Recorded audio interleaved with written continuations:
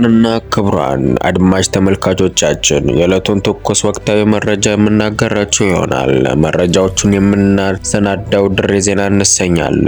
ላይክ፣ ሼር፣ ሰብስክራይብ በማድረግ ቤተሰብነቱን ይግለጹ። እስከ ዝግጅታችን ፍጻሜ አብረውን ይዝለቁ። በቅድሚያም አርዕስተ ዜና የምናሰማ ይሆናል። ህወሓት በመግለጫው ሰላማዊ ድባብ የሚታይበትን ፖለቲካዊ አወቃቀራችን ልንሄዱ ነው፣ ሊያተራምሱን ነው በማለት ክሱን አቅርቧል። ነገር ግን ድል እናደርጋለን ሲል ተደምጧል። ዝርዝሩን ይዘነዋል። በአማራ ምድረ ግዛት ራያ አንጎት አስገዳጅ ወታደራዊ ምልመላ መጀመሩን ተገልጿል። ራያ አንጎት አካባቢ ሰላምና ደህንነት ስጋት ውስጥ መግባቱን ብሎም ተርፎም ግድያና ዝርፊያ፣ ሰብአዊ መብት ጥሰት መስፋፋቱን በተጨማሪ ማሳሰቢ ደረጃ መድረሱን ተገልጿል። ጥንቅራችን ይዳስሰዋል።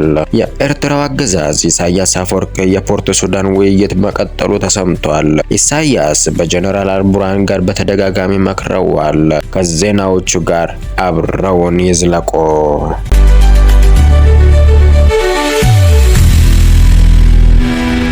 ህዝባዊ ወያኔ ሓርነት ትግራይ ህወሓት በመግለጫው ሰላማዊ ድባብ የሚታይበት ፖለቲካዊ አወቃቀራችን ሊነዶት ሊያተራምሱን ቋምጠዋል፣ ተሰናድተዋል፣ ቢሆንም ድል እናደርጋለን ሲል ተደምጠዋል። መግለጫ ቅሬታዊ ክስና አቤቱታን ያቀፈ ነው። በፌዴራል መንግስቱ ላይ የቀረበ አቤቱታ መሆኑ ተገልጿል። የፌዴራል መንግስት የተገንጣይ ክህደት ቡድን በማደራጀት ሰላማዊ ሂደታችንን ሊያናጋሊያተራምስ እየሰራ ነው በሚል የተሰጠ መግለጫ በመሆኑ ተመላክቷል። ህወሓት በሰጠው መግለጫውም የተገንጣይ ክህደት አደራጀት በማህበረሰብ አቀፍ ትግል ይሸነፋል ሲሉ ገልጸዋል።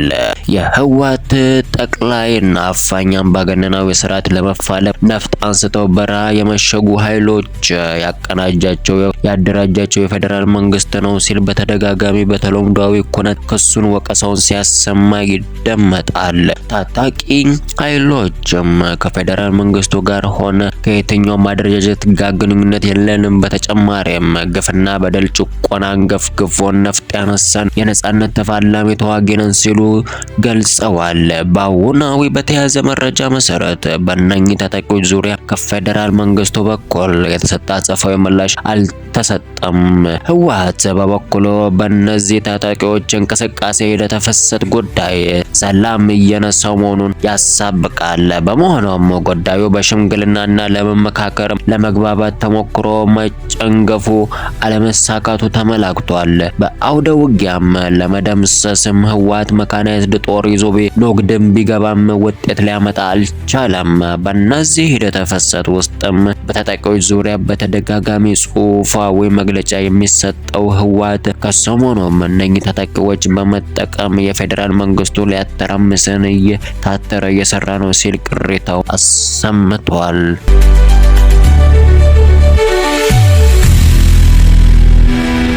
በአማራ ምድረ ግዛት ራያ አንጎት አካባቢ አስገዳጅ ወታደራዊ ምልመላና አፈሳ መፈጸሙን በተጨማሪም ግድያና ዝርፊያ ተያያዥ የሆኑ ሰብአዊ መብት ጥሰቶች እየተፈጸሙ እንደሚገኝ ነዋሪዎች ቅሬታቸውን አሳውቀዋል።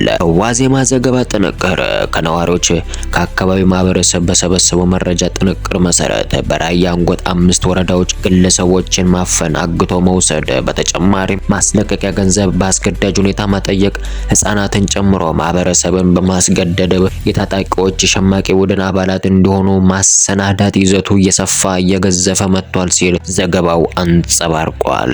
እነኚህ ህገወጥ የሆኑ እገታ፣ ዘረፋ፣ ሰብአዊ መብት ጥሰቶች፣ ግድያ፣ ማንነት ተኮር ፖለቲካዊ ርዕዮተ ዓለምን በመሞርኮዝ የሚደረግ መብት ጥሰት መሆኑን፣ ድርጊቱ የጦር ወንጀል አመላካች አዝማሚያ መሆኑን የዓይን እማኞች ሀሳባቸውን ሰንዝረዋል።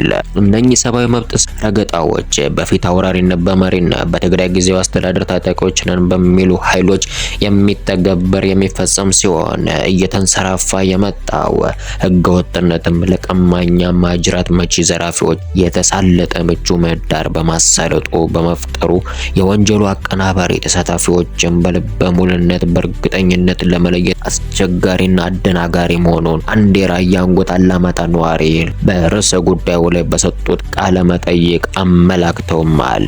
አፈና፣ ሰብአዊ መብት ረገጣ፣ ግድያ ግድያ፣ እገታ በተደጋጋሚ የሚፈጸምባት ራያ አንጎት አላማጣ የአማራ ገጸ ምድር አካባቢ ባለፈው ሳምንት 2 ለአቅመ አዳም የደረሱ ወጣቶች በተከታታይ መገደላቸው ተገልጿል። በግድያው በተጨማሪም የሃይማኖት አባት መታገታቸው ተገልጿል። እነኛ አባት አቦ ገብረ መንፈስ ቅዱስ ቤተክርስቲያን አስተዳዳሪ በመሆን ከተማው በታጣቂዎች እገታ ተፈጽሞባቸዋል።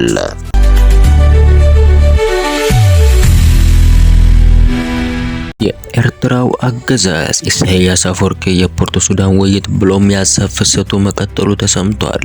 ፕሬዝዳንቱ በፖርት ሱዳን በጀነራል አልቡርሃን ከሚተዳደረው ሲቪል አስተዳደር ምክር ቤት ካቢኔዎች ጋር በተደጋጋሚ አውግተዋል፣ መክረውማል። በጀነራል አልቡርሃን ከሚመራው መስተዳደር ምክር ቤት ካቢኔ ሌሎች አመራሮች ጋር ተገናኝተው ተወያይተዋል። ፕሬዝዳንት ኢሳያስ አፈወርቂ በፖርት ሱዳን መንግስት እንግዳ መቀበያ ዳርፉር ግዛት መስተዳደር ሚኒክ አርሞናዊ ዶክተር አል ቲጃና አልሲሲ ጋር ተገናኝተው መክረዋል። የምክክሩ ርዕሰ ጉዳዮች የሱዳን አጠቃላይ ሁኔታዎችና አሁናዊ ወቅታዊ ተግዳሮቶችን፣ ችግሮችን እልባት ለመፍታት የሚቻልባቸውን አቅጣጫዎች ላይ የመፍትሄ እልባት ላይ ያተኮሩ ናቸው ተብለዋል።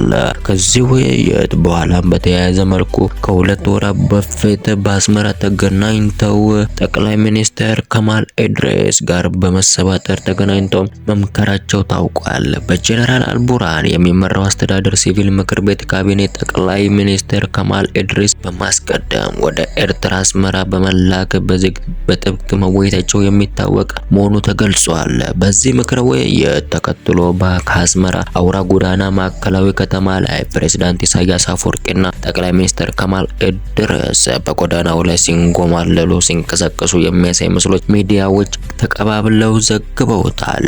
በዚህ ውይይት የኤርትራ ማስታወቂያ ሚኒስትር የማነ ገብረ መስቀል እንደገለጹት ምክክሩ ወቅታዊ ሁኔታዎች፣ በጂኦፖለቲክስ ዙሪያ ጋር አሰላለፍን ብሎም ተያያዥ ጉዳዮችን ያቀፈ መሆኑን አሳውቀዋል። በፖርት ሱዳን ኢሳያስ በማስቀደም ከአልቡርሃን ጋር መምከራቸው፣ ምክረ ሀሳብ መለዋወጣቸው ተገልጿል።